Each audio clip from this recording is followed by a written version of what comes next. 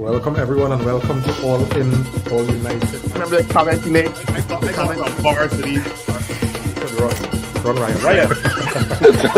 And here's the thing, you have players out there. I think the fellas will take it more serious. No way. What grade? That one had to go. Yes. Because at the end of the day, right now, Manchester United are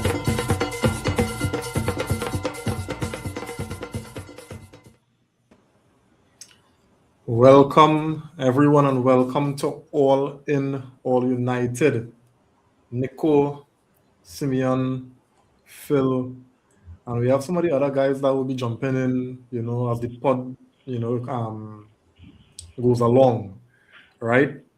But I mean, this is not a match review, but we call it the season review. This is where we're going to take time to look back at the season that has just ended, and discuss some high points, low points, good things, the bad things, the ugly things, as we wrap up this season and prepare for the upcoming season, But since the end or the last game that we were here for, which would have been the Brighton game, where we would have, dealt with Brighton comfortably, how have you guys been? And, just brief and then we'll get into the mix, after. So, Nico, how has it been, buddy? What's up?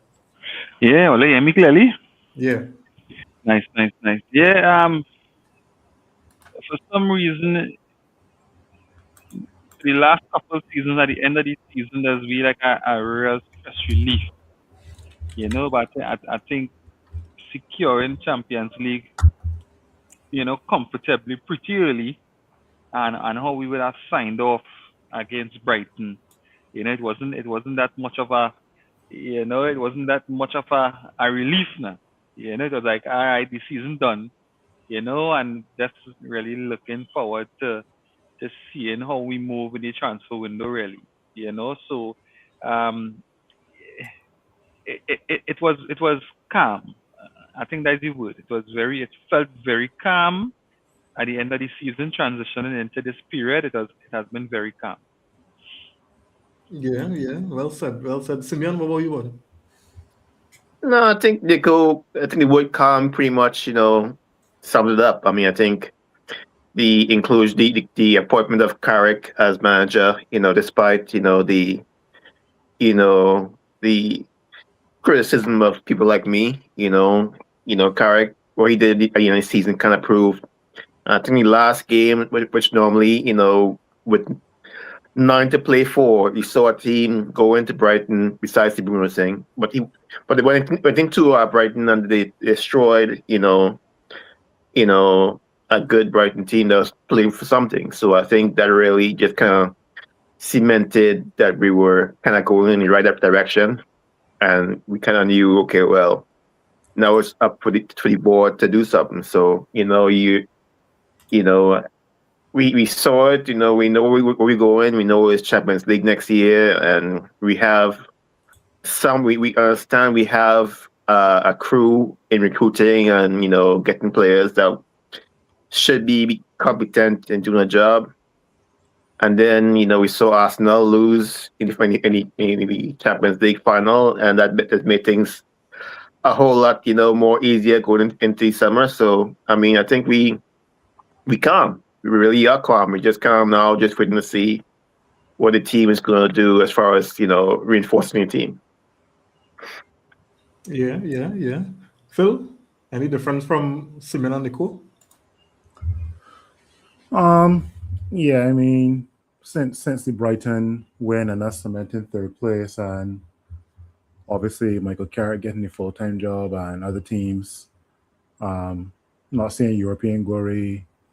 I mean, you saw us immediately go in the transfer market and sign Ederson, and that's a big move, because Manchester United of, let's say 5-6 years ago, we would have waited till the last minute, or we would have waited till probably a little before preseason or during preseason or something like that, right? So, yeah, I've been relaxed, just waiting for the World Cup to start this week, and looking forward, because even I think it was today or yesterday, Ederson that we just signed got his call up to the Brazil team to replace Wesley, right? So I'm looking forward to see how he can contribute to not only Brazil but obviously to us when he puts on that United jersey. But yeah, man, just been chilling, enjoying the weather, looking forward to summer because the next 6 weeks are going to be interesting to see who is crowned World Cup champion. I hope and pray it's not Argentina again. I hope and pray not. So Yes, yes. Well said, Phil. And the thing about it, guys, we have a segment today where we're going to be doing our preview on the World Cup, and we have some, takes, some hot takes on the World Cup as well. Right? Jody on the inside, Joga Bonito. What going on, buddy? How we been since the Brighton win? The mood in the camp so far, and I'm talking about the All in All United panel camp, is calmness, right? How you feeling?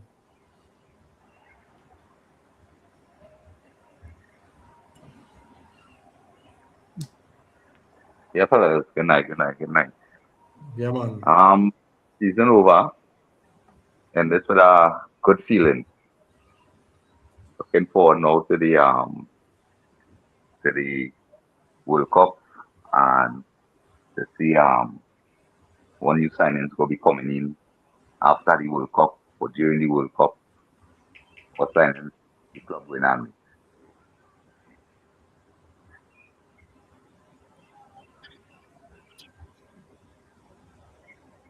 Is me alone or everybody frozen on the screen right now? We all here. nah, this is the mannequin challenge. Sorry. No, Alright. because I think really Yeah. cool. Now we inside. I still again some a notification from Facebook here. So I'm Yeah, I trying see to it as see. well too, yeah. Yeah, so I'm trying to figure out what's going on here. But we'll continue to go ahead. Facebook is real annoying me and nobody. Anyway, so fellas, we want to do our awards here. All right, the end of season awards. We wanted. I don't want to do the whole best player thing because I think that kind of unanimous unless somebody have a different take on who should be the best player. And we're talking about Manchester United here, all right? But if everybody agree that our best player for this season has been Bruno Fernandes and it's unanimous, then we could just leave that one and move on, right? Any disagreements with that? That Bruno Fernandes has been our player this season? That's unanimous? No disagreement, but if somebody had to say Sané Lamens, I would not disagree with them either. The I player would this not. season. Player of the season? Well, yeah, obviously Bruno, but I mean, I wouldn't laugh or snicker if somebody had to say Sané Lamens as well, because to go from Onana to that guy is definitely a major upgrade. We all know the capabilities of Bruno Fernandes. Like we knew how Bruno Fernandes was for the last 3 to 4 seasons when it came to his ability to pass the football and his vision and creativity, right? So, but hey, if somebody in the comments or somebody found out to say Sané Lamens is a good shout, then by all means, yeah. Yeah, well, I was going to say Lamens because everybody know what Bruno do, but nobody really paying attention to how much he saved us during the season, Correct. Yeah, from that gap between the here to Lamens, it was chaos in our goalkeeping position. So, for me personally, my pick will be Lamens, but everybody know well, yeah, because of Bruno breaking the assist records and holding down the middle and the attacking side of the game, what he did. But for me, is the goalkeeper.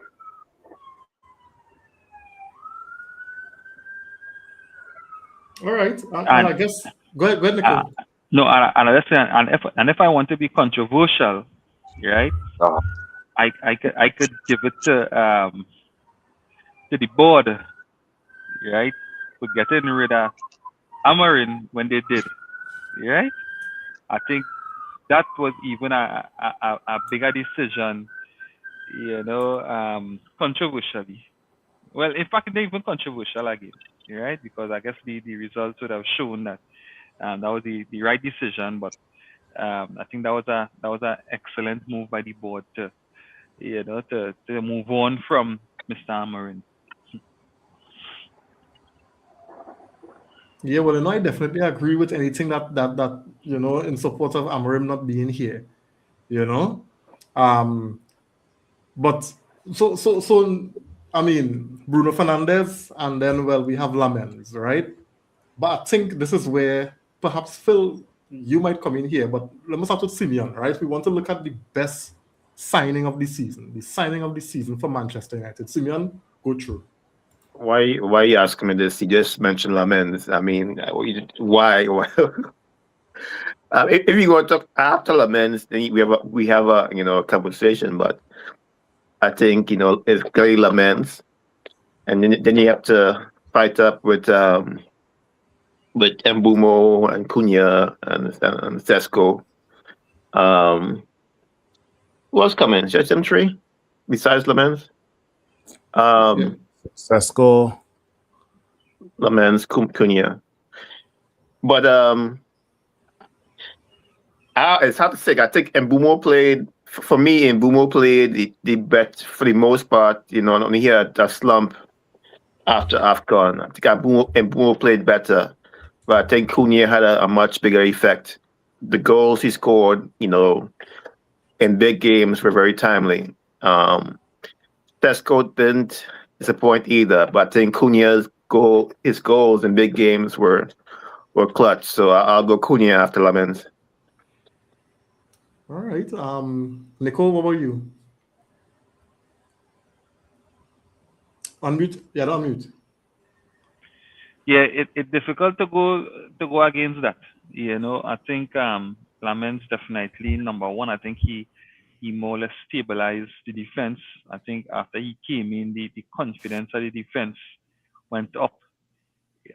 Even Maguire, who we were struggling with, we saw just with the introduction of Lamens, became a rock. And when Maguire wasn't there, we missed him. And he became so comfortable defending that in attack. We saw the best of Maguire because he wasn't as occupied, trying to be the cover for who we had as the goalkeeper. Knowing that even if he made a mistake, we had a solid goalkeeper who could have pull off a save.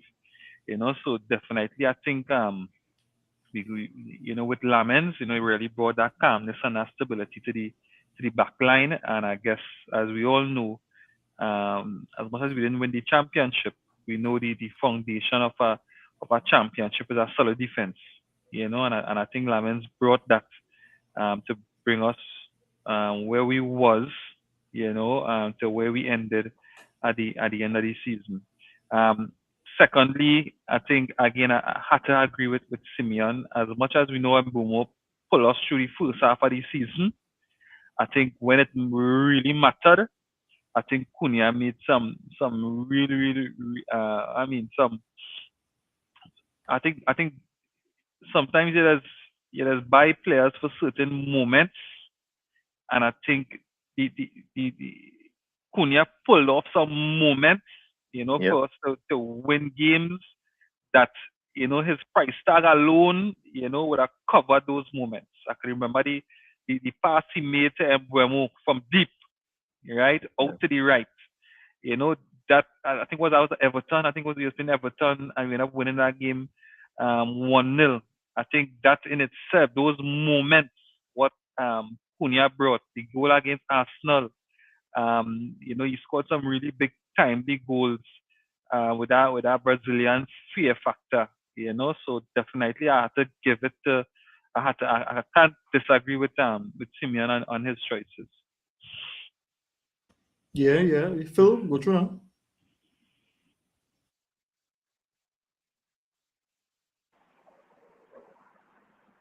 Yeah. With me? Oh, me? sorry. Sorry.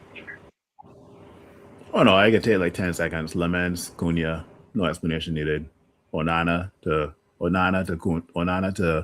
Lamens, Rashford to Cunha. Microphone muted. Yeah, I go take it on a different level. I go say Lamens, Cunha, Sesko, and then Bremo. All of them was I don't want to separate none of them because it was a point in time where we were struggling with the goalkeeping issues and Lamens come in and real hold he end. And then on the top end of the field, we were struggling for goals. And if you check Cunha, Sesko, and Bremo, I think they contributed 30 plus goals altogether, plus assists. So to say individually pick one, it's kind of, for me, it's kind of difficult. I would say the four of them, yeah, they made some brilliant signings last season. But Jody, don't do with that. Don't do with that. I think you should be able to identify one player who just get Yeah, the little notch higher than the rest. the little edge higher than the rest. And I go with my Brazilian part now, is obvious, but that's just me being biased to Brazil on the other hand. But no, but honestly, serious, for me, that is how I look at it now. I don't want to edge out one because it's at points in time when one would have to pick up the slack for the next one. You understand? So, in the beginning, Cunha wasn't really having a brilliant start and when was kind of carrying the load. And then it swing over where Sesko started to score. He had a little runner score and then, well, Cunha, he and all come in the dance after. So, it's hard to really say because against Man City was Mbeumo, against Arsenal was Cunha. In the big games was always somebody different. It wasn't the same person. Now. So for me, that's why I say I want to single out anyone. The four of them was for me, they could not get better than that. Yeah, I hear you. Again, it was all for me. All our goalkeeper. I mean, is Lamens. Is Lamens Tano 2 is about that. In agreement with Jody, we have to recognize the improvement from the attackers that we had last season to the ones that came in, and then the numbers it spoke for itself. But I feel moving from Onana to Lamens, that step up was ginormous, right? Simple, basic things. It's just the basics, Like I watched our game. Who we play, boy? I think it was the last game. No, was it the game against Forest? It's who we play. It's Forest. We played second to last. Like the last game, home game we play. That save Lamens make against is Gibbs White, even though he was offside.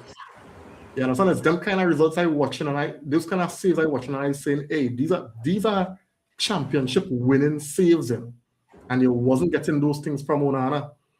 You understand? And it can't because I remember it at a point in the season when I find Lamens was getting string up them kind of curlers. He wasn't dealing properly with that, and I was questioning whether he was really up fit because truth be told, fellas. Anyone out where you feel here with a little bit of goalkeeping experience, we are going and do a better job than Onana. So we can't the bar can't be Onana, if you understand what I'm saying. And I think because Onana was so bad, we were willing to give Lamens flowers just because he signed. But after that little period when I was questioning the man really showed up big for us. You understand? He good with both feet. You understand? He reading the game excellently for a young goalkeeper. So we just come out and yeah, man, get him on the thing now, man. Get him on the thing, Yeah, and one thing you forget to mention there, Reem, is how calm he just collect them air balls under pressure in the area. Exactly. Yeah, I think he's in the league. I think he's the best goalkeeper collecting air balls under pressure. I have seen nobody else in the league who is so calm under pressure collecting those balls, especially how this Premier League is. I think I haven't seen any goalkeeper better. I don't know if they have a goalkeeper in mind or look at any Premier League right now who looks so calm collecting that ball in the air under pressure. Correct.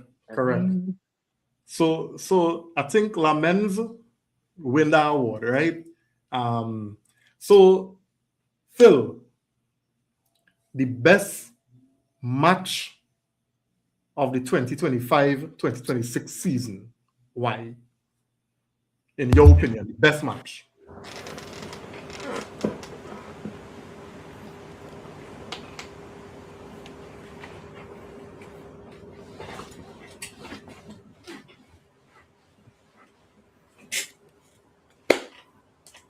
I was in Panama when this match was playing, and I just happened to meet up with a bunch of Panamanian Manchester United supporters, and the vibes in that bar, even though I did not know Spanish, was absolutely amazing. They welcomed me. Not only did we win that match, but like I felt so happy. And if you want to know what match I'm talking about, Arsenal 2, Manchester United 3. Bruno Cunha, Luke Shaw, Dorgu. Up to this day, that match still lives rent-free in my mind. This is the match here taking up all the space in my mind. Right here. Right here, this is where the match is taking up space. People can ask me what was the goal, which was the better goal between Dorgu and Cunha. I don't know. Similar to 5 minutes ago, when we had a discussion about Bruno versus Lamens for the player of the season, whatever. Cunha, Dorgu, who had the better goal? Up to this day, I don't know. Coin flip. But that, to me, I think was the biggest challenge of Michael Carrick's career because, yeah, it was the Manchester Derby, Michael Carrick's first match. And you're saying, okay, that was just the new manager bounce, right? But Arsenal had not lost at home, I don't think, for the season or for 2 seasons, something like that, right? And for us to go and play ball around Arsenal at the Emirates was a sight for sore eyes. I love it. Arsenal 2, Manchester United 3.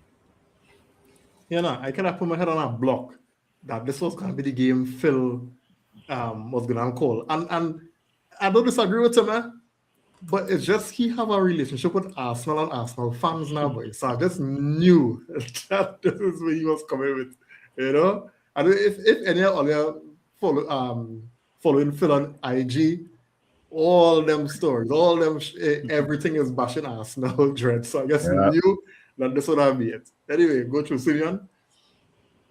I mean, it's hard to argue. I mean, I think as far as feel like being excited and actually feeling the result, I think the Arsenal game was it. But I think for me, the performance against City, I mean, Arsenal was more exciting, but that City game was kind of a wake up call. I kind of like a bell was being rung in that game to the point where we didn't just beat City, we played better than City, and it showed for the whole game. Even at the end of the game, you see the men playing triangles around them fellas. I feel like a bell was rung that game, and I had to pick that game. That game showed me something. I didn't want to believe what I was seeing, and I think it was a manager bounce, but the level that was showed to actually play a full game and beat City was not something I was expecting, and it was just refreshing for me. So I'll go with that. City game. The City game, yeah, for sure. Nicole, what about you? I go in the Liverpool game. Yes, the Arsenal one was good. The Arsenal one was good. But the Liverpool game, when we play them home, that game for so much reasons.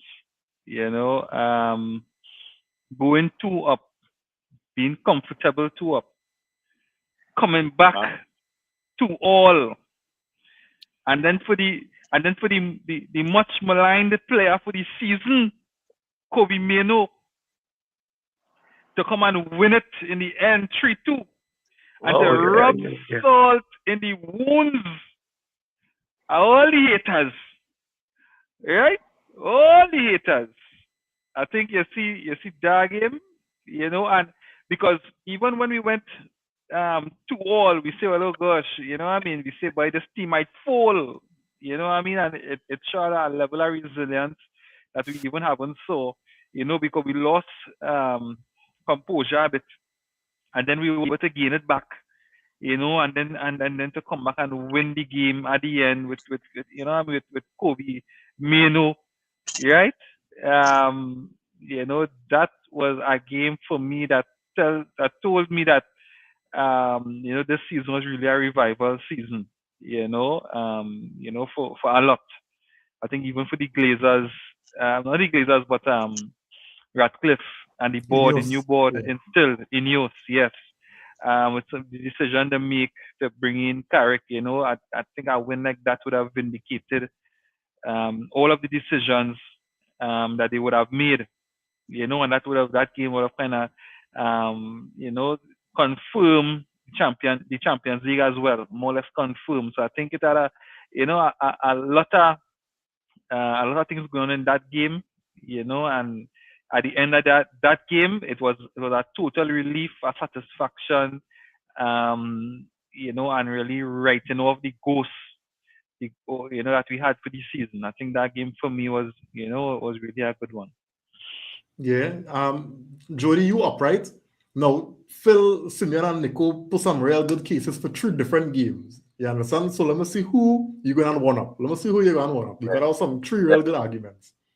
Well, right. So I was going to go with Chelsea just because this ticket are going to try, but fire burn me. Right? But for me, I feel the Brighton game, but that last game is like when the shackle and them just fully let loose. And them fellas and them, Brighton was a kind of bogey side to win over the years now. And to see them fellas and them run all over Brighton and do them all kind of thing, that I feel was the game for me at the season.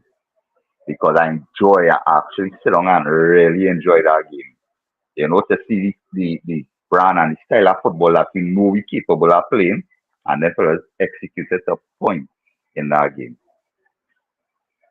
And I think with that too, Jody, Brighton had something to play for. Brighton had to play. They had the UEFA, the next Europe spot, yeah. Yeah, so it's not like they didn't have them to play for. They just was on the beach now, And we take away the game from them now. We spoil whatever game plan them had.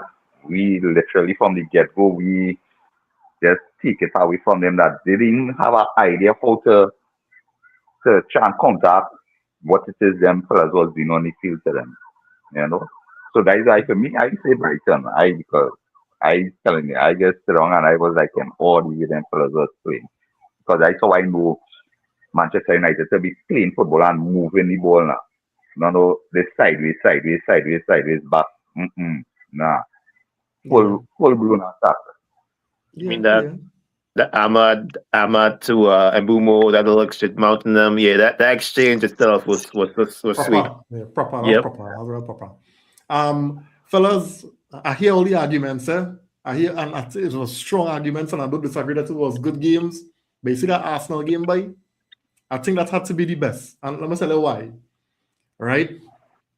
I kind of watching the circumstances around everything too, right? Because Carrick now come in. Most fans, we was given Carrick a pass on the City and the Arsenal game. You were saying, you know what? You now come in them fellas and them my confidence might be on the floor. We go take that. You had a free hit, Carrick. But the way we play, and then after the City game, people were waiting to see if it was just a luck. A new manager kind of bounced. The team was up for it against City. Arsenal was at that point in time one of the best teams in the league, right? And we went, because that City game play home, we went to Emirates and we put it on Arsenal. We went down, we come back. You understand? We went up with a splendid goal from Dorgu. You understand? And the 2 goals Arsenal scored was real trash goals. You know what I'm saying? And when we thinking game done because Arsenal come and get some kind of dotage drawing in the dregs, we didn't stop playing football. Normally we'd have said, well, hey, a point away is a good point, you know. But then fellas went forward and you could not get a better goal and a better celebration to win that game. You understand what I'm saying? And I think that game had me off my seat for the full 90 plus minutes. Yeah. I also got to shout out that a minute before the Dorgu goal, Arsenal didn't touch the football. We were playing the ball around Arsenal when it was 1-1. A minute. If you're gonna watch back the highlights, I got the highlights saved somewhere. I just send it to you guys, man. Because like I said, rent free. I got to say that about a minute and a half before the Dorgu goal, we are knocking the football comfortably around Arsenal. There's no pressure whatsoever. And then after the Cunha winner, it was all about the game management. Harry Maguire just bullying Gabriel getting upset. You know, everything. It was just going our way when it came to us having the lead. And there was like, I don't know, because we scored in like the 70-something minute for the winner or something like that. Yeah. So with 10 minutes to go, there was one or two moments where you were Oh, the 87th minute we got the winner. 87th, you sure? Yeah. Okay, even better. Yeah. Because I know I if memory serves me, I think we scored about 5 minutes after they equalize. About that. 3 minutes. Even better, right? Because I know the winner was a goal kick from the men's to Sesko. Sesko nodded down to Bruno to Kobe. Well, before that, Bruno left Declan Rice on the ass. Kobe to Cunha. We all know what happened afterwards, right? But yeah, just the whole game management of us seeing all that 3 points. And I think it was then you head to social media and you realize social media is quite quiet, right? So anyway, that was my match of the season for sure, definitely. Yeah. I couldn't see it any other way. But I mean, again, that Liverpool game, Nico, how you put it across, excellent. You know, it was poetic. You know, in terms of how it ended. You know, as you were saying. Mm-hmm. And the City game and also Simeon, yeah, that was a top game. You know, we were talking about the knocking and the kind of 1-2s we were seeing when Kobe get the ball, the little 1-2s we saw with Bruno, Kobe, Casemiro, then Maguire, then Dalot, then Kobe and his shimmy on Semenyo. Listen, proper football, fellas, proper football, you know? So I mean, and it's so good that we have so much good games since Carrick took over, and I'm sure, just like how Jody could have pulled the Brighton game, I'm sure it have plenty games if we get, you know, into deep. If we get deeper, it's a plenty other games we could pull, you know. But I guess, you know, the majority, it gonna be the Arsenal game, right? Nico, the best goal that Man United scored this season.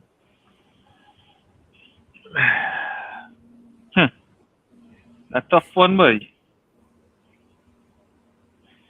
Yeah, I'm going to archive to this one, boy. Whew.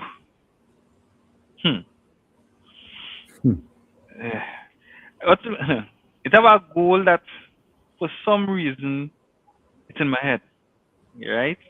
Because I still don't know how it happened. So I don't know if this could be done in one of the dubious goals type of game, but I had this goal in my head. It had a goal that Sesko scored against West Ham. Do you remember that goal? I don't know how it went in, right? And I think it was very late in the game, maybe almost the last kick of the game, you know. And Sesko would have scored that goal. It maybe definitely not the best goal, but I think because even in that moment we were still questioning if Carrick could have continued on the run. West Ham away, I think that was a West Ham away game, or home. I can't remember exactly when. Where we were, but West Ham was just a few minutes away from, you know, taking 3 points away from us, and Sesko would have come up with our goal. For some reason, that goal in my mind.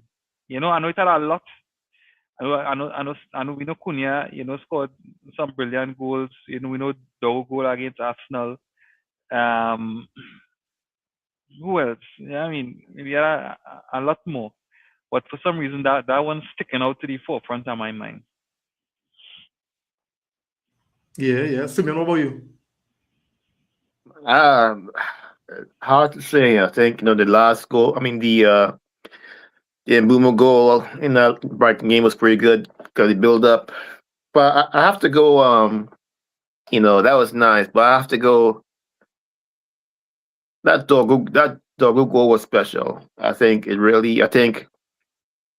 way they cut through the middle of the Arsenal defense, they went right through the middle of that defense, and Dogu.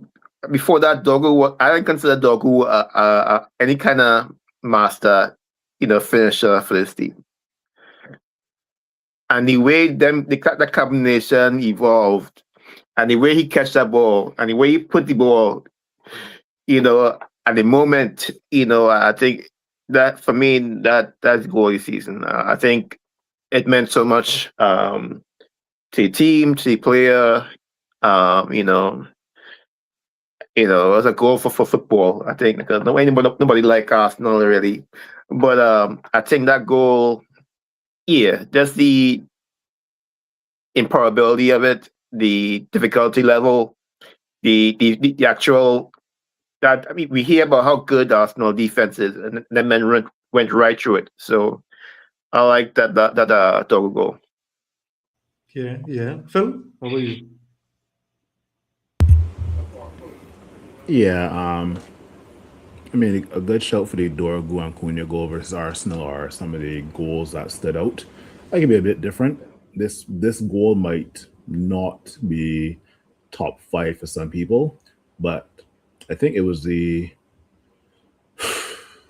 winner versus Liverpool away with Harry Maguire.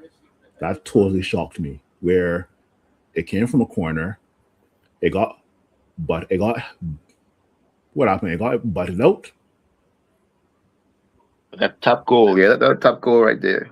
Yeah, because I don't think the Liverpool defense were expecting Bruno to hit it back one time, because it was basically like it went back out to Bruno, but Bruno just hit it one time to cross in, and Harry Maguire scored the winner there. So that definitely is one of the goals for me that stood out for this past season just now, right? So, but then also, I mean, the Kobe Mainoo winner again versus Liverpool as well. They're just a bunch of collective team goals. I mean, the Everton goal as well, to the pass from Cunha to Mbeumo to Sesko. That definitely was one of the goals that stood out for me as well. But yeah, we had some very good goals, definitely from Carrick this season. So yeah, but mine to be different would be the Harry Maguire winner away at Liverpool. So yeah. Jody, what about you? I can't remember, but the one where who says you just play boy when Bruno leave the ball to run past him. You mean Brighton? Brighton. The Aidan Heaven goal. Yeah, that was a quality goal. Aidan Heaven pass it, Bruno down. That one where he catch everybody, literally catch everybody with that. It had one, I can't remember. So what I goes there, it had one again with Bruno. Who does he leave? He does out on the line. On the line, yes. Against Fulham. That's Fulham. That is the you mean Bassi? Bassi, yes. Yeah. But that was such a smart play. Yeah, that belonged for that one and all. Yeah. Them is the two I would go with. Yeah, that Brighton one we talk about it, that was a top goal. Top goal. And was well taken by Mbeumo. Whereas when Mbeumo was on top of the game, that when Mbeumo was in some form. Yeah. But the one I like now, again, like the San Phil take, You know, everybody go talk about the Cunha strike against Arsenal, the Dogu strike, and those quality strikes, you know, and those are the ones that go make the highlight reel. But I remember this goal, the first goal we scored against Man City, Carrick first game. How that transition break. You understand? And the intelligence of Bruno, because he had Ahmad running on one side, the intelligence, the way to pass. But even before that, the little nick over the defender that Mbumo, that touch Mbumo take. I don't know if I remember that. So evade the defender. It was Ryan Cherokee that was trying to. It was from a Ryan Cherokee free kick. Right, but when we did win back the ball, I think Maguire passed it to Mbumo, and Mbumo just touched it over a player. That was a very, very cheeky, intelligent touch, and he played to Bruno, and he and Ahmad burst, and Bruno was traveling with the ball, and we always talk about Bruno intelligence, and he waited a pass, and that finish against one of the better keepers in the league, Donnarumma. That was a quality finish, and that was a quality goal from back to front in transition. You understand? So that was a real top goal. That's a crediting as well as one of the best goals that we scored this season. You know? Let me just get some comments here. Guys, we back up on Facebook. All right, so praises. Curtin the Inside, good night. Thanks for joining, buddy. All right. He's saying the goal of the season for me is Dogu against Arsenal. Yeah. He also saying, by the way, did anyone see that Dogu goal against Ukraine today? Saw that goal today versus Ukraine, boy. What a goal, boy. Just a side note. What all you see Dogu as?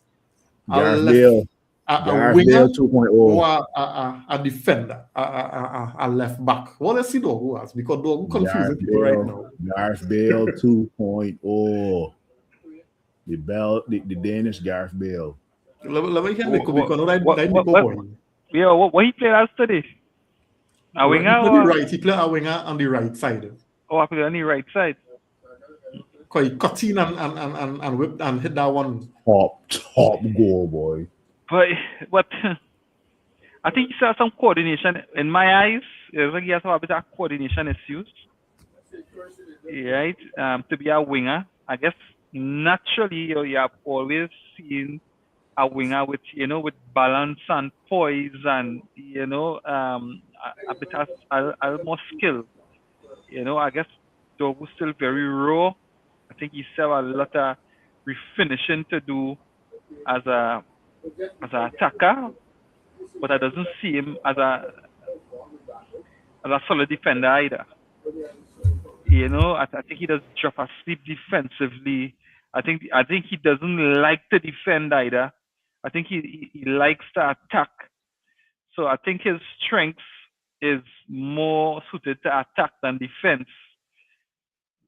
So in my mind, we are a defender more than an attacker, right? If we need to strengthen that area of the pitch, it will be to strengthen more of the defense if we had to play him in the left back position than attack, right? So I would play him. I would see more as an attacker, to be honest. Impressive, Nico. What? Yeah, I was expecting you to come and start wax lyrical about your boy. No. But I mean, the eye test. The eye test will tell you everything. Very well, Yeah. very well. No, but of recent times, I have always noted the same point that you make. He needs to refine certain aspects of his game. I find he just still look clumsy when he on the ball. But he have some very decisive attributes in terms of when he went to whip the ball inside. He's a grafter for the team. He have a proper strike once Dogu confidence up, he'll try more things because he scored some good goals this season for us. You understand what I'm saying? But certain aspects of his game, and I've always said it here, I think we bouncing we head if we're going to think we're going to get prime Bale from Dogu next season. Now, this is not me disagreeing with the profile, his profile based on what we've seen, like what Phil said just now, we're seeing similarities to the Bale type who was our left back. But because of how he could maraud going forward, you have a proper bullet, your energy could go up. You're seeing certain qualities and certain similarities, but he's very, very far off So I'm thinking, you know, when you look at Cunha profile, Cunha is not a 1v1. And Bumo is not a 1v1. Amad is the only 1v1. When I say proper 1v1, we have in our attack. So that's why I personally would prefer get a left winger than a left back. Now I hear your point in Nico in terms of Dogu defensive, you know, abilities, and we might need to have that. We might need to cater for that. But I just feel with how Cunha display, we really only have 1v1s, and when Ama drop form, we could be. I feel we might run into certain problems if we don't have that option in attack now, you know. But we'll see what it goes, Simeon. What Dogu? I mean, when we first signed him, I mean, I like the signing. I kind of wavered back and forth because of his form.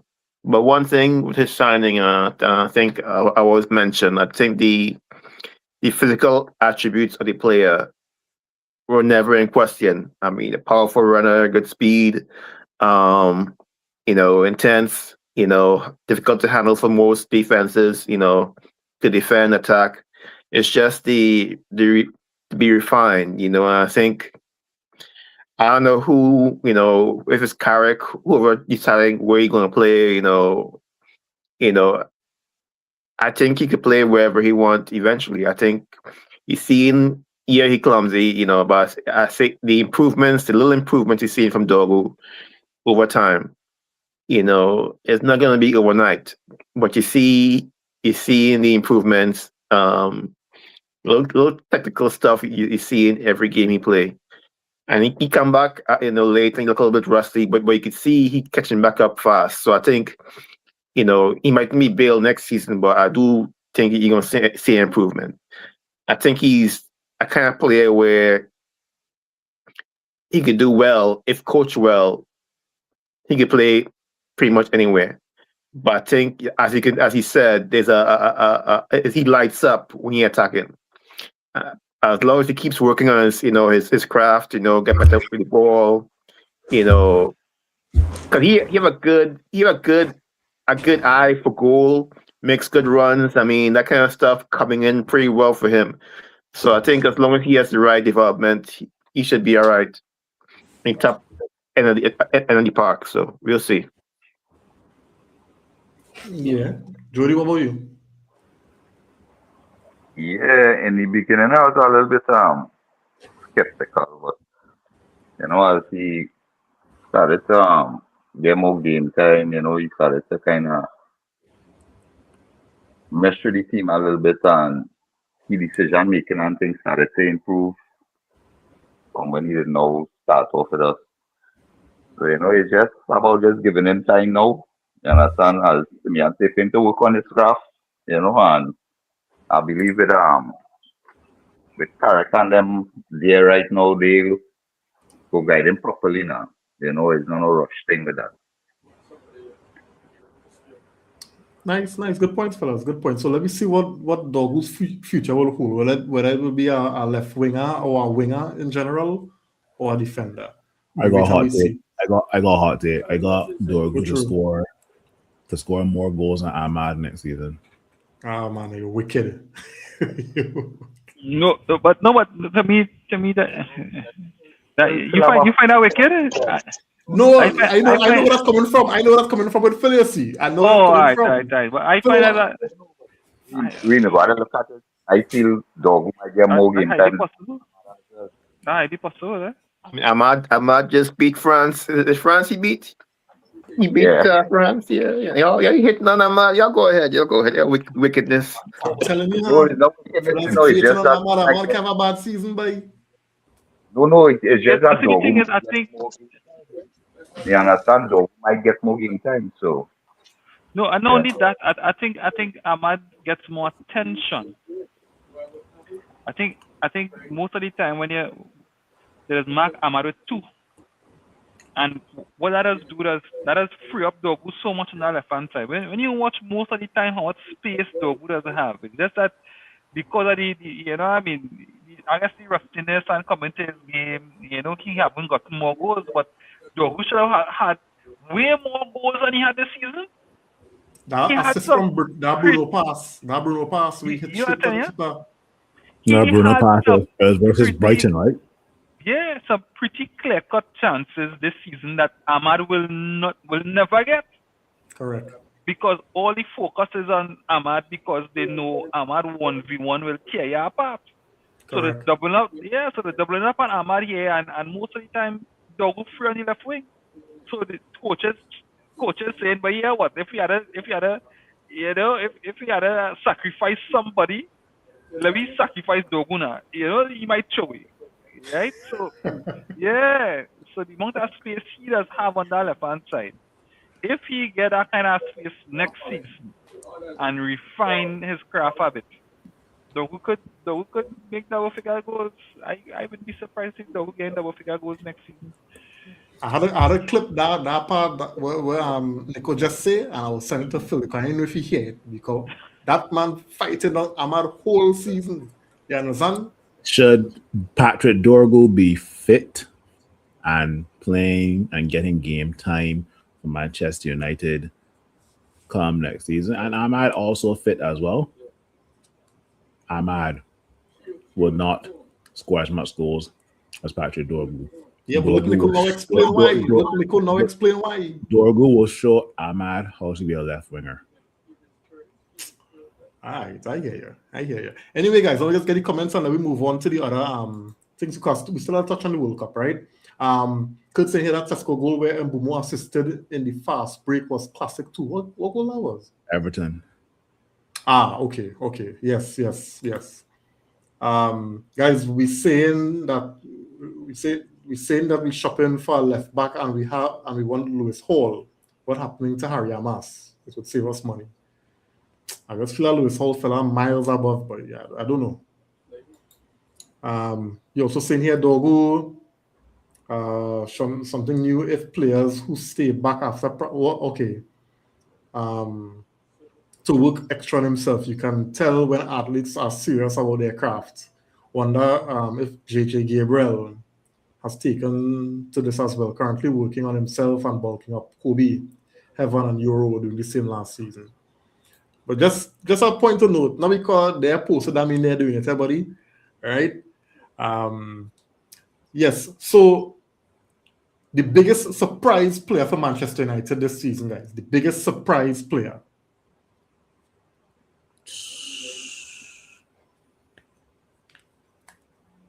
I guess the definition of surprise is You wasn't expecting the levels that they showed. you wasn't expecting that levels, or this person was not that good last season and then they stepped it up this season.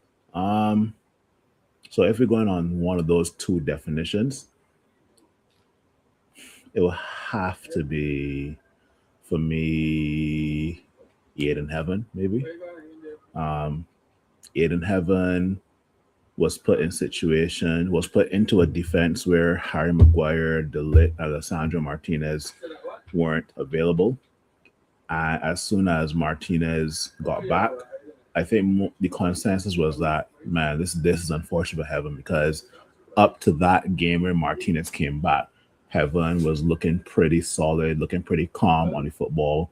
So I definitely am going to put Heaven there as like maybe one of my surprises of the season, right? So we didn't know what we were getting for $1 million from Arsenal, and lo and behold, the guy has definitely looked the most comfortable in defense when either defending or having the football at his feet as well too, right? One thing I also realized is that with Heaven, you can pressure up some opposition players can pressure him, but he's not going to be phased. That's what I realized about Heaven as well. Trying to be that composed in this type of English Premier League. Says stuff about this guy. I think he's 18 or 19 years old.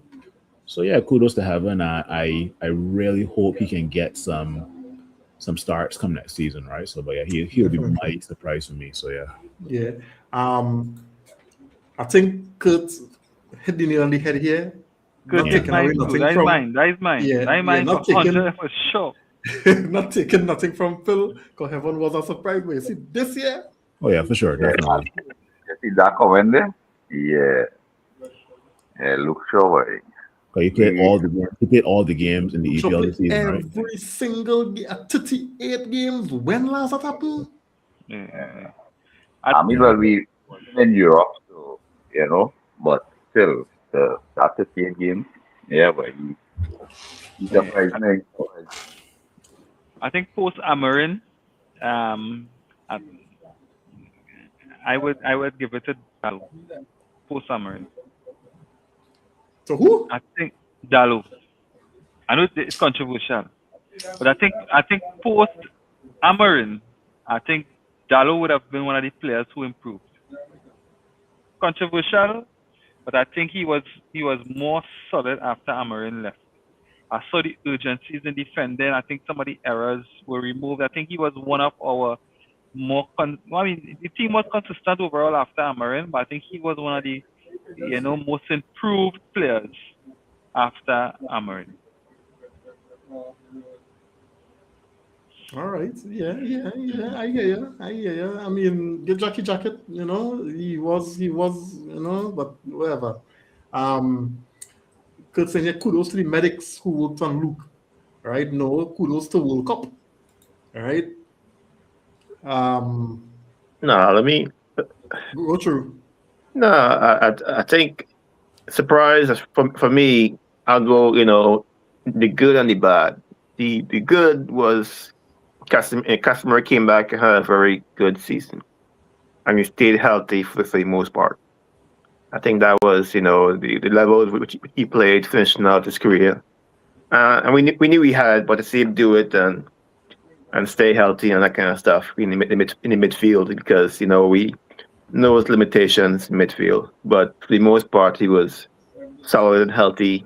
Didn't get too many red card and stuff. So that was good. He finished his career out pretty well. To me, for him to at that level and consistency was a surprise. On the other hand, Ugarte. I know last year we expected more from him. He was our last real midfield signing. And, to see him come back and not even act like he was trying to stay here. Like we saw nothing from Ugarte last year. To see that was, to me, surprising. Because why, when we got him a few years ago, I'm like, he was supposed to be the solution to that spot. And that man showed nothing the last few years. So yeah. Yeah. I think Simeon, you jumped the gun there, because this next one is the biggest disappointment or the biggest flop, right? And I think we could be unanimous on that one, unless somebody want to be controversial. But the biggest disappointment or flop this season, Mount. You was disappointed? Yeah, because man can't stay fit for nothing. What's wrong with him? Look short 2.0 or something. Or... Mount didn't disappoint me. My expectations wasn't anyway. Mine definitely is Amdalit. I mean, nah, Phil. Don't forget about Ahmad. Ahmad is my boy, but we have to admit Ahmad was disappointing. He didn't. Ahmad and Bomo after AFCON. Oh my God. Yeah. But I think, all of them has to be Delit for me, because I knew the qualities that Delit brought, but in terms of you not being available for us in defense.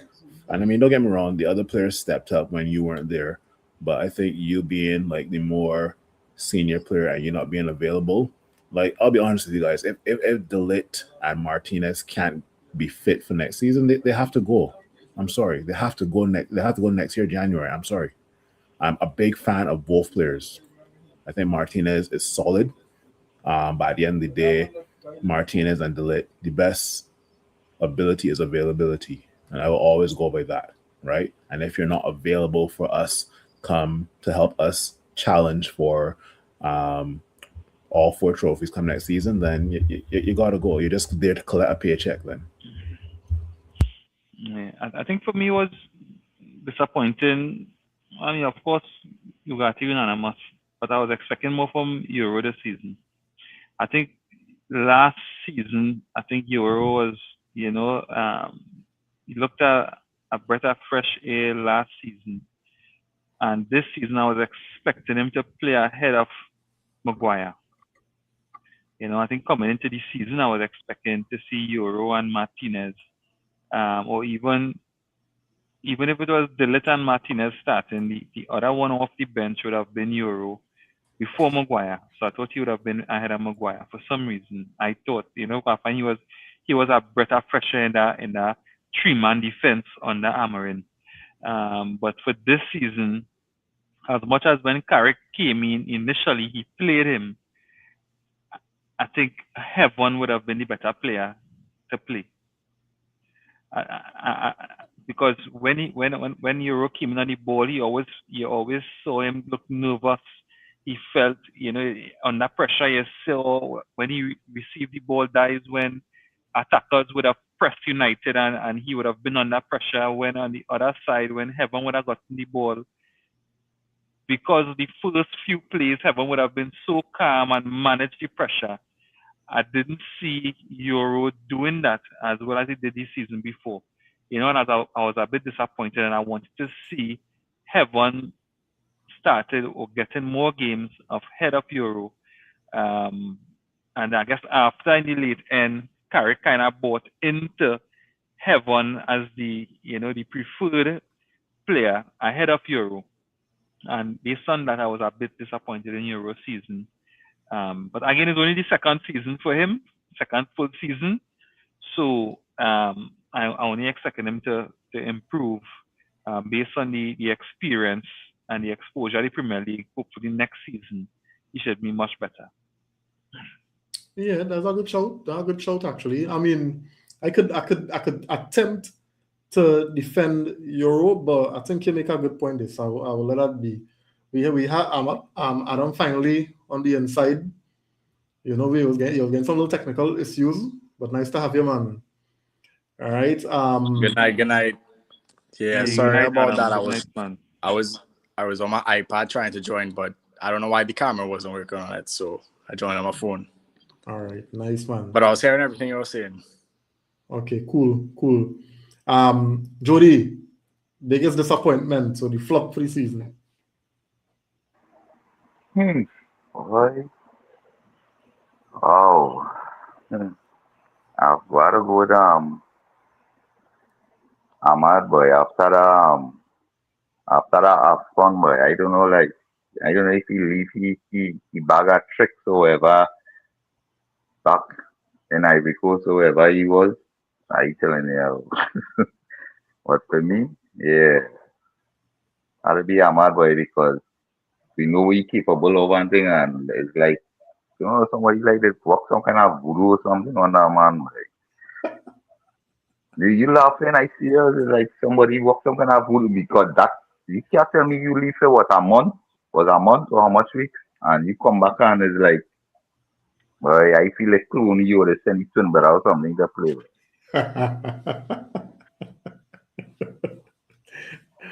Hey, Phil, I don't know if you give me your thoughts on this one, Phil.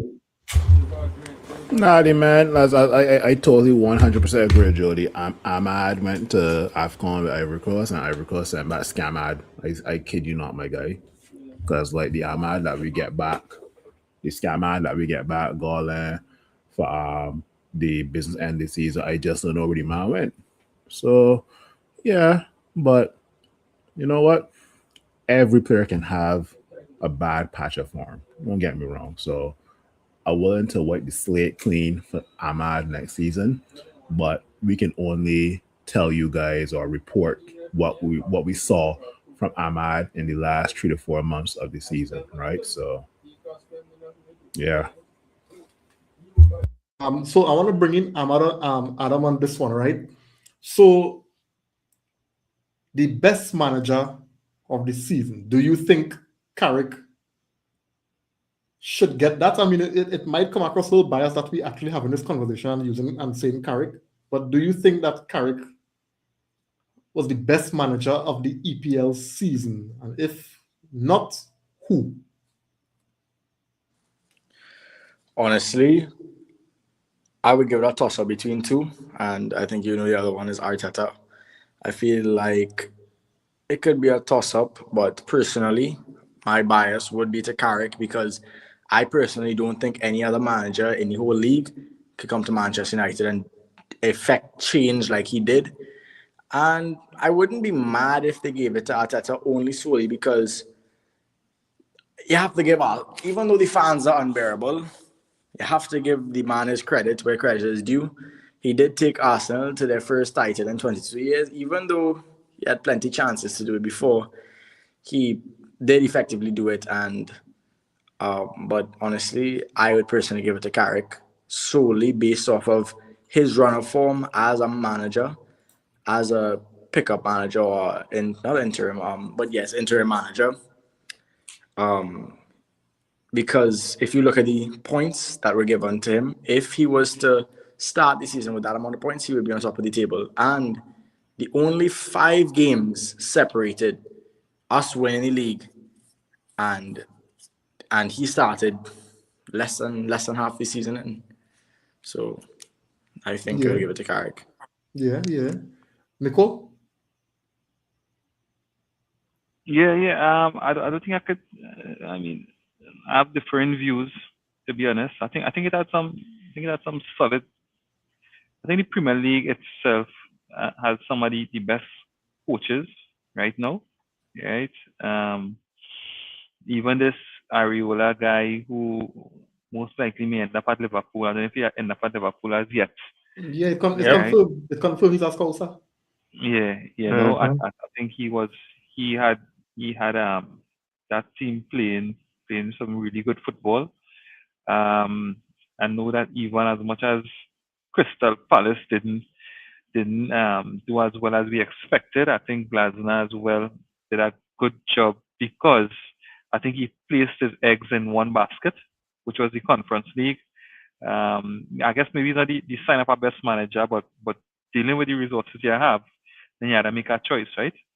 So based on putting your eggs in that basket and winning that, I think definitely that is definitely a couple of managers who deserve to be recognized amongst the top managers. For Carrick, he did well. He did well, and I think he did well as with limited pressure. So I think Arteta would have had pressure on him because I think if Arsenal didn't do well this season, most likely he may have left, possibly, right? Because of the investment made in Arsenal. But I think Carrick came with no pressure. So I think that would have helped. Because I don't think any of us sitting on the panel here would have expected after Amorim left, Carrick coming in and we sit comfortably where we sat at the end of the season. So I think next season, with pressure on you now to do well, I think, we'll be able to judge Carrick a bit more. But I mean, overall, I could give it to anybody.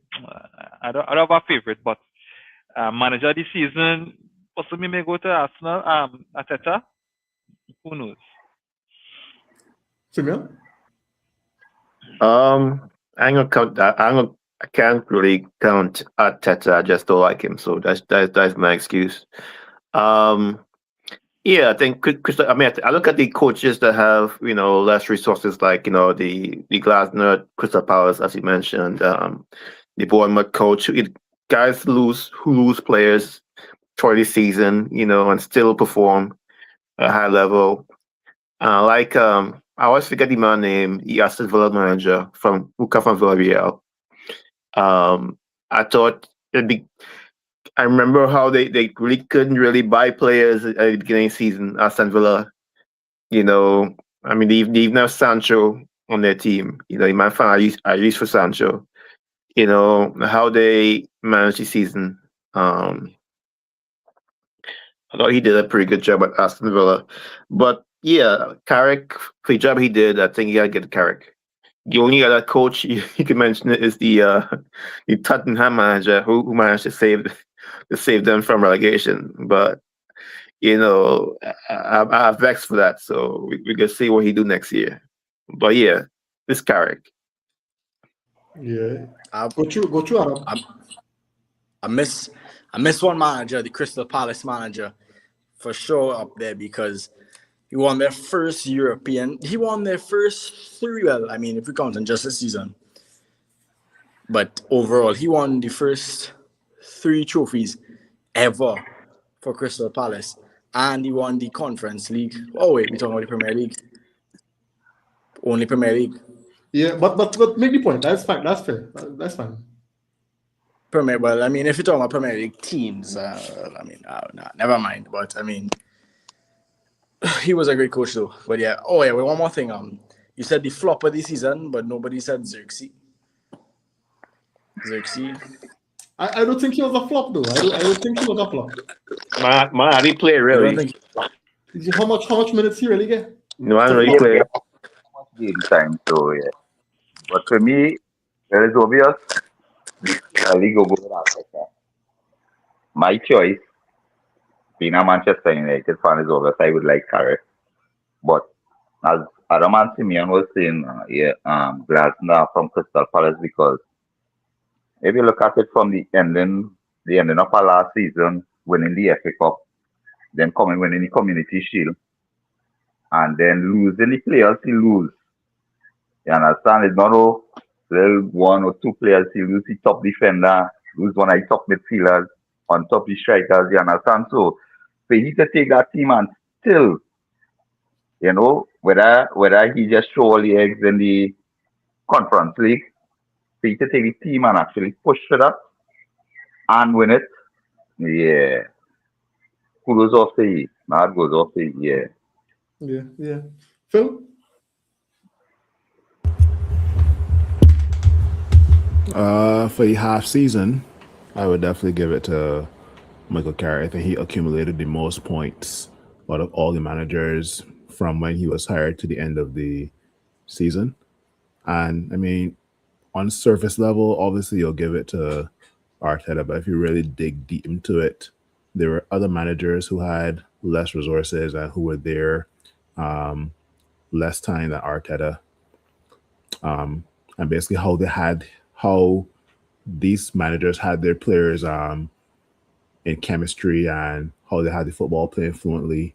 Because at the end of the day, you had Arteta having the players like a wrestling match when you are taking a corner and what's not. And that's not really football, right? That's kind of like ugly football. And then you're seeing other things where, I mean, it's not obviously up down to Arsenal, but obviously PGMO got some decisions wrong as well.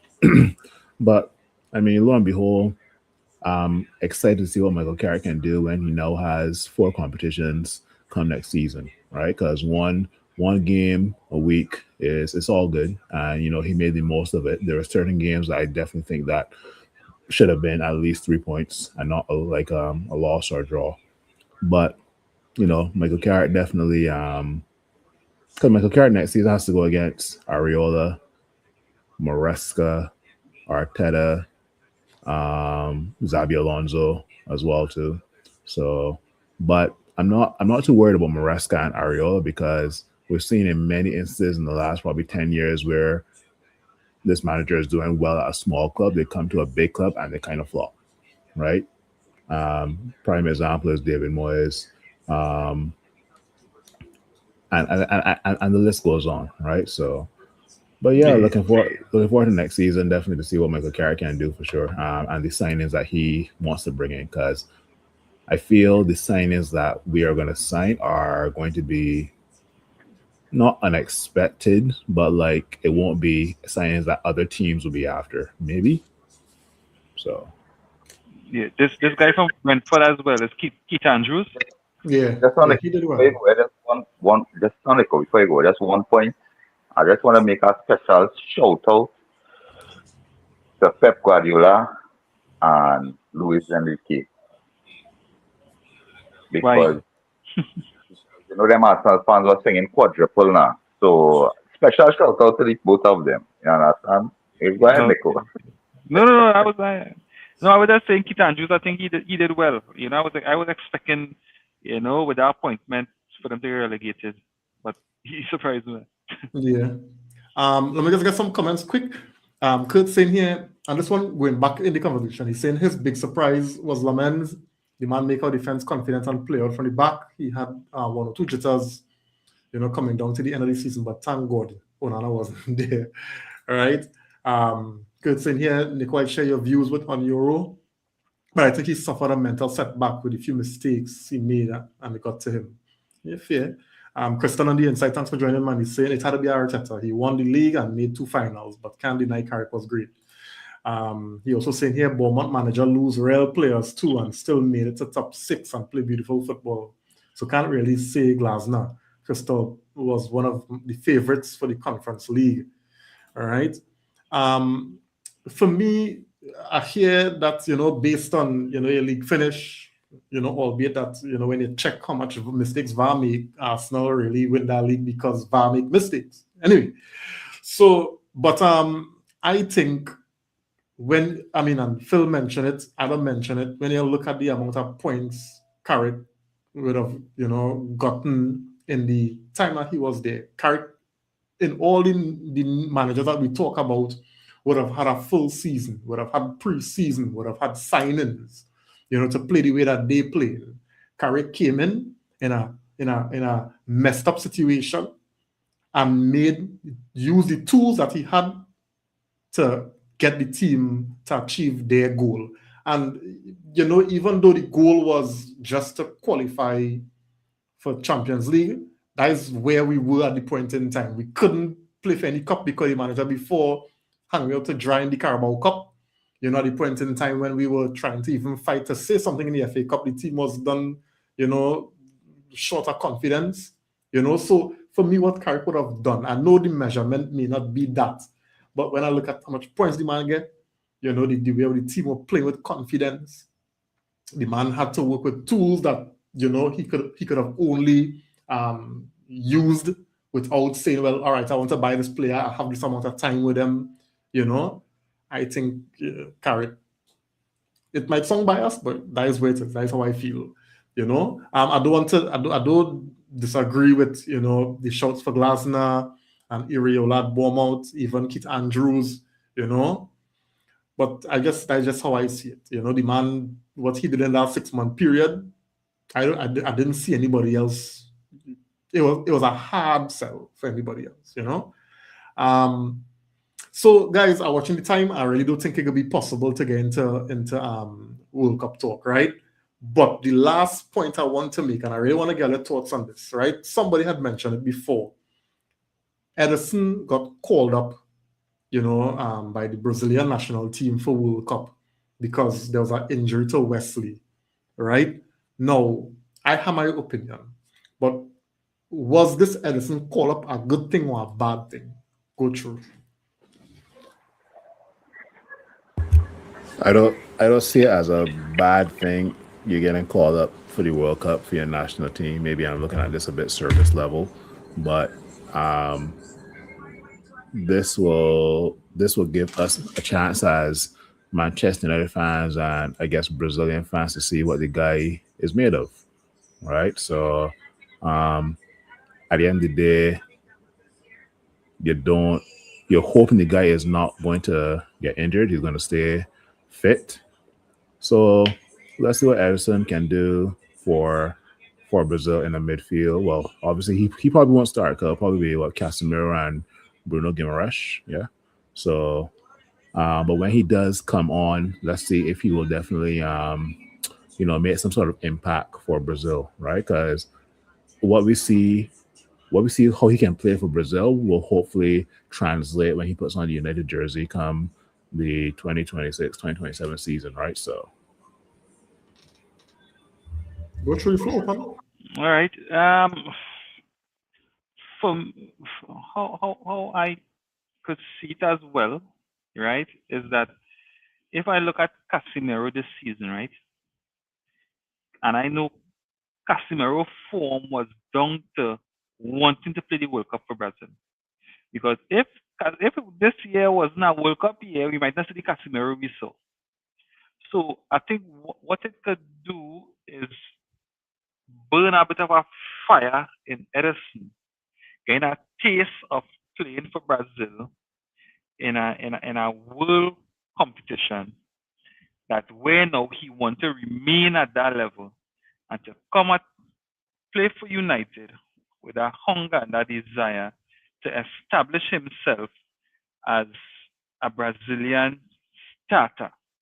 Because I not seen him being a starter right now, but he getting that taste of blood that, hey, I could, if I do well for United, as Casemiro did, I could be starting for the Brazilian national team, which we know is what these guys live for as Brazilians. I think it could only be a good thing, maybe not short term, but long term, because we know some of the short term effects might be a bit of fatigue, because we know the World Cup is very intense. He might come into preseason training later than the rest, according to how far Brazil reach. That might throw off the whole chemistry of him integrated into the team and all of that. But I could only see it as a good thing for the future for Edison and United.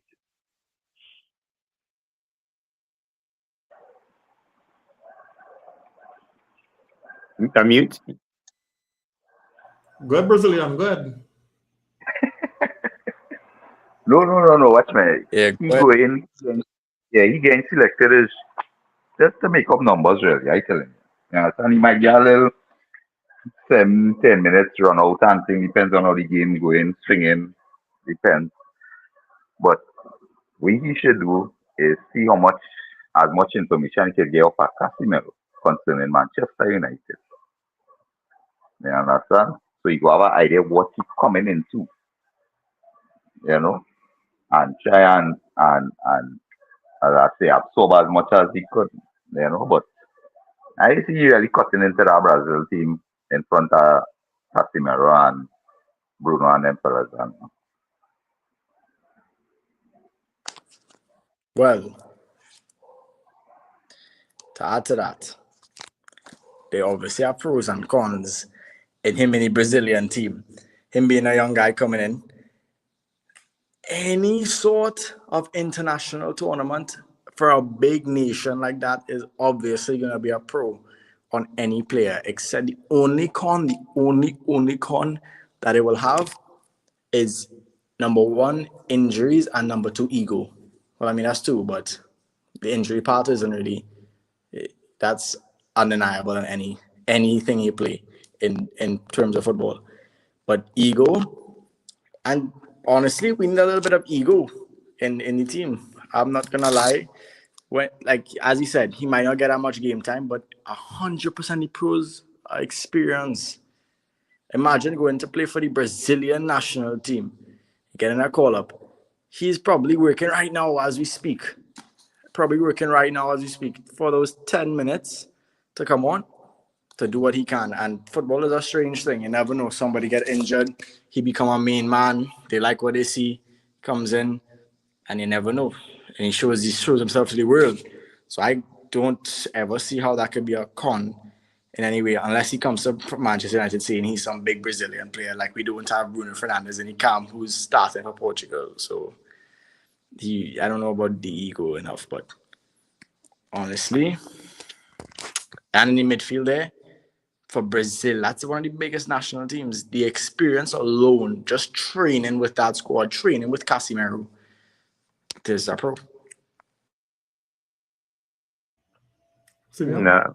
Yeah, there are pros and cons, but I think what have me thinking is why did we sign this player? I think not the biggest reason why, but I'm sure part of it had to be the fact that we could probably bring him in early and have him working with the team, talk about character to make sure you're ready for your seasons to start.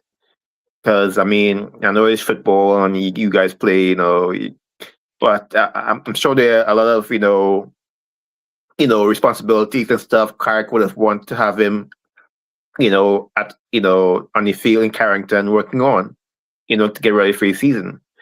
So I think it's hard to focus when you're at the World Cup. It's hard to focus on Manchester United. I know we're a big club, but still, the World Cup. Brazil is one of them teams trying to win the World Cup. So it's hard to, and then when you come back, probably want to give him time off and stuff. So I think as a club, we were probably looking forward to having him, one of the first people here and getting a rundown of how to, play in this team. That's my personal, opinion. I think we as a team, we wanted to have him to be ready to go at the start of the season, given the importance of his position, and given that the other players we signed most likely would have been at the World Cup, at least most of them, you would hope, would have been there. So you would have one midfielder there ready to go on day one, and he would have been that one player. That being said, it's kind of hard to build, relationships with players who everybody else is at the World Cup. Kobe's at the World Cup, Bruno at the World Cup, all the defenders more or less at the World Cup. So, but I think as a United fan, I would rather him be at Carrington, Carrick watching film and knowing what we're gonna do, what he gotta do when season starts. Just as I know that guys will say seem to absorb as much information as he can from Casemiro concerning the club now and the players. Remember, Casemiro would have been playing with main one Bruno, so he could probably, it might mean much, but he could give him as much information as he wants. It's up to him if he's willing to ask for it too, concerning the teammates he going and play with. So when he come in, he won't be like, now actually starting to learn how them fellas just play. You'll have a basic idea already how they just play. I kind of seen it from a real selfish point of view. That's why I'm leaning more to the point Simeon make. Because yes, to play for a country is a big thing. I don't deny that. And then it's Brazil we're talking about. There's a big nation in the football arena. But I believe by virtue of just playing for Manchester United, that call up would have come. Because let me be real, Fred played for Brazil when he started to play for Man United, right? So it was gonna come. Say what you want, right? He'd have played for Brazil at some point. But I just feel like this one, the timing real off, it don't work for us, right? Because, I don't see Ederson playing much minutes. And anytime you get called as a backup to a backup, you ain't playing, big man. You're not going to play, right? And even if you play, you're going to get to run on the field, tweet, and you're going to run off, right? So the kind of minutes you're getting to say, like, wow, all you get to say is you're playing a World Cup. But meaningful minutes. We're not going to see anything to really say, well, oh, this is how Ederson is play. Or, okay, wow, Unless things are really drastic and then Ederson and Chelsea have no choice but to play the man. But the point I'm making is this, and Simeon touched on it, after World Cup, depending on how far Brazil go, right, and Jody might want them to go to the final, when them fellas finish that tournament, them had to go on vacation. By that time, we well into preseason. Ederson coming from a foreign league. Ederson needs to come and integrate into that team and play. I remember when we signed Xerxes.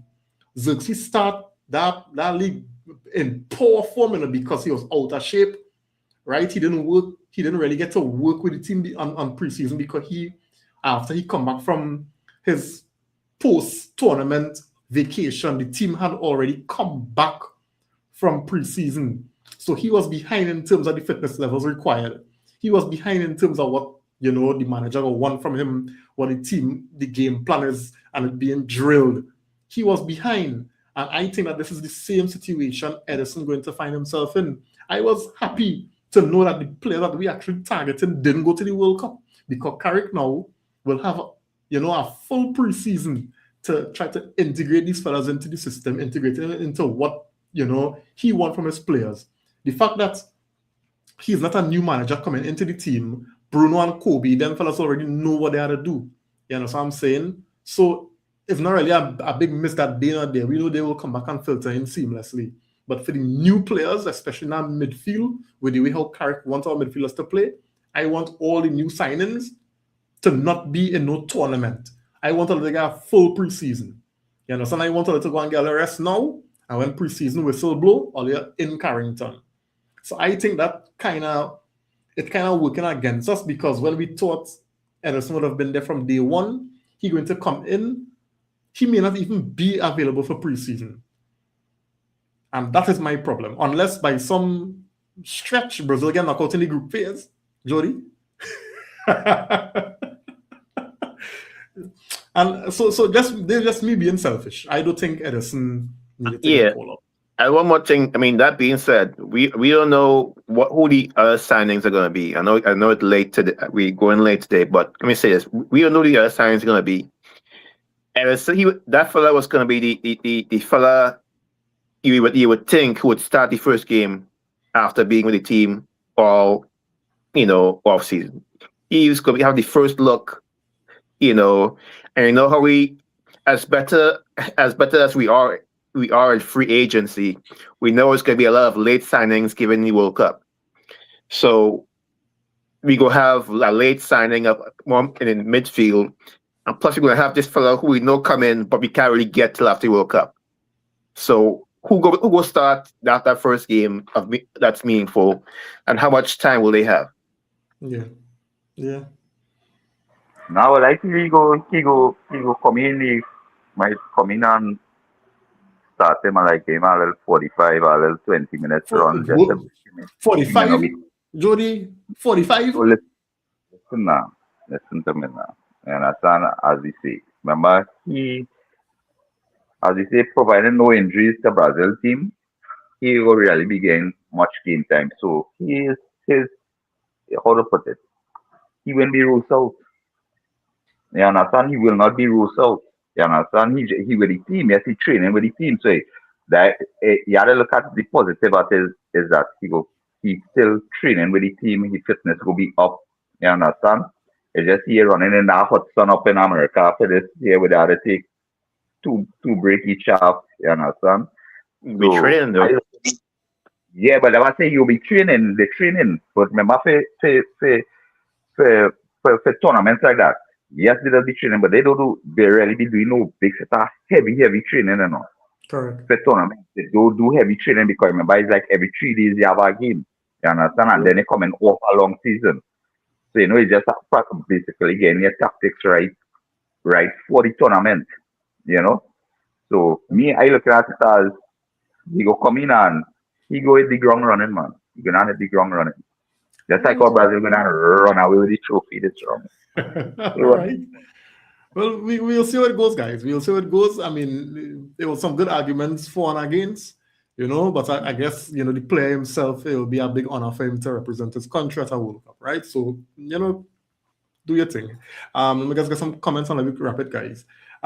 Christian saying here, it don't matter. Brazil going home early, so he go make preseason. He's more up there, Jody. All right. Best they call up João Pedro. All right. We don't want nobody from Chelsea team in our Brazil squad. Plain talk. Eric on the inside, thanks for joining, man. He's saying, how much do you all actually rate Ederson? I never watched him. All right, neither us. I mean, and to say that we watching comps and we go give your opinion, I think that's it's because I'm saying here, but if we sign Fernandez or someone else from the Prem, Ederson down the pecking order, right? Eric saying here, the Italian league sucks right now. Average EPL players looking world class over there. We need to sign Prem proven, right? And he's saying here, Neymar in Brazil's squad is diabolical. Shots fired. Anyway. I don't expect anybody who don't like Brazil to say anything about Brazil right now. So just as how they could talk Brazil bad. I could talk their team bad, you know. You understand? So I'm trying to rile up Jody this evening, man. What going on with all you? Brazil is tool, boy. Anyway, guys, I mean, unfortunately, we were not able to touch on you know, the World Cup as we had, you know, planned to. We may have to do something. We'll see how it goes, right? Because I think World Cup started on Thursday, all right? But you know, I think Manchester United business was a little more important, you know. So, guys, this brings us to the end of the pod, and it brings us to the end of officially of the, well, for us, the 2025-2026 season, because this has been our season in review. So when we're talking about Man United after now, we're going to be talking about looking ahead, transfers, you know, transfers in, transfers out, you know, and how the team's shaping. And we're going to be talking about 2026-27 season preview, right? In as we look ahead for the upcoming league season, right? But in between there, you have the World Cup, so plenty to talk about, you know. So Nico, go ahead. yeah. After the group stage, when all them small team and them get knocked out, then we go do a World Cup pod. Yeah. Them small team like Grenada and all them team and thing now. Who, Grenada and the World Cup. Canada, yeah, let's think of Canada. Knockout, yeah, that's not, yeah. No France, all them small team and then get knocked out. All right. You looking at all the competition to get knocked out. That's all going with you, France. All right, this sounds like a plan. So Okay, every Brazil game I betting against them. Every Brazil game I bet against them. Just make sure and bet money you can lose, right? You can afford to lose, right? Yeah, boy. Anyway. I'll take in Brazil 3 points. Who? Haiti. Anyway, fellas, Nico, Phil, Adam, Jody, Simeon, guys, it was nice. You know, we will be back again. You know, I think Jody, that suggestion was good. So after the group phase, we will try to do a pod, and I think you know, we could talk about some stuff with the World Cup that was happening and what we could look forward to in the World Cup.